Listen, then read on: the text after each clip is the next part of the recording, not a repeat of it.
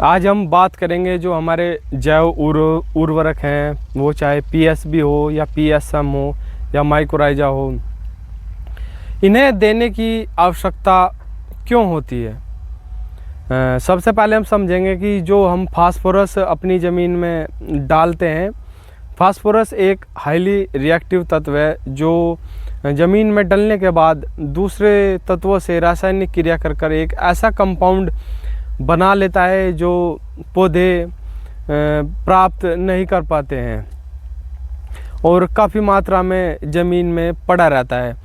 तो इन जो अप्राप्य फास्फोरस है और जो इनऑर्गेनिक फास्फोरस है, उसे पौधों तक पहुंचाने का कार्य या उस फॉर्म में इनसोल्यूबल रूप में बदलने का कार्य ही जैव उर्वरक करते हैं।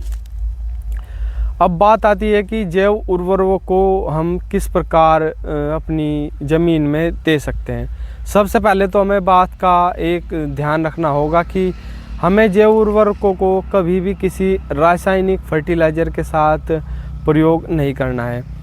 अब आपका एक प्रश्न उठेगा कि जब हम इन्हें जैव उर्वरकों को किसी रासायनिक खाद के साथ नहीं दे सकते हैं, तो हम इन्हें अपनी जो गन्ने की फसल है उसमें हम इन्हें कैसे प्रयोग कर सकते हैं। तो उसके लिए आप जो अपना गन्ने की जो खेत तैयार कर रहे हैं, जो उसकी आखिरी जुताई है, आप उस समय इन जैव उर्वरकों को गोबर की सड़ी खाद में अच्छी तरह मिलाकर पूरे खेत में बखेर कर आखिरी जुताई पर इन्हें मिट्टी में मिला सकते हैं।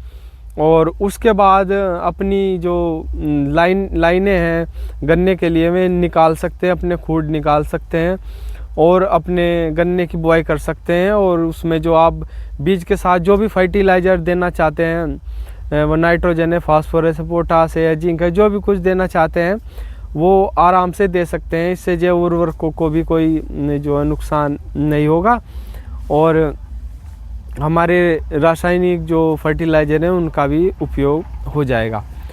अब आपका एक प्रश्न और होगा, जो हमारे जैव फफूंदी नाशक हैं जैसे ट्राइकोडर्मा है या सूडोमोनास है, क्या हम उन्हें भी माइक्रोराइजा या पीएसबी जो फास्फोरस सोल्यूबल बैक्टीरिया है या पीएसएम है फास्फोरस सोल्यूबल माइक्रो ऑर्गेनिज्म, इनके साथ ट्राइकोडर्मा का प्रयोग कर सकते हैं या नहीं कर सकते?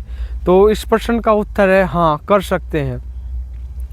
उसके लिए भी आप जो आपके जैव उर्वरक हैं, आपने जो भी लिया है, चाहे माइक्रोराइजा है, चाहे पीएसबी है, चाहे पीएसएम है, जो भी आपने लिया है, उसके साथ आप ट्राइकोडर्मा को गोबर की सड़ी खाद में मिलाकर अपने खेत की आखिरी जुताई के समय खेत में डाल सकते हैं।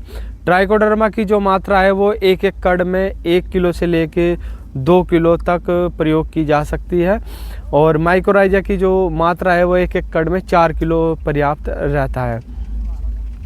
तो इस प्रकार आप जैव उर्वरकों को और अपने रासायनिक फर्टिलाइज़र को अपनी ज़मीन में एक साथ प्रयोग कर सकते हैं।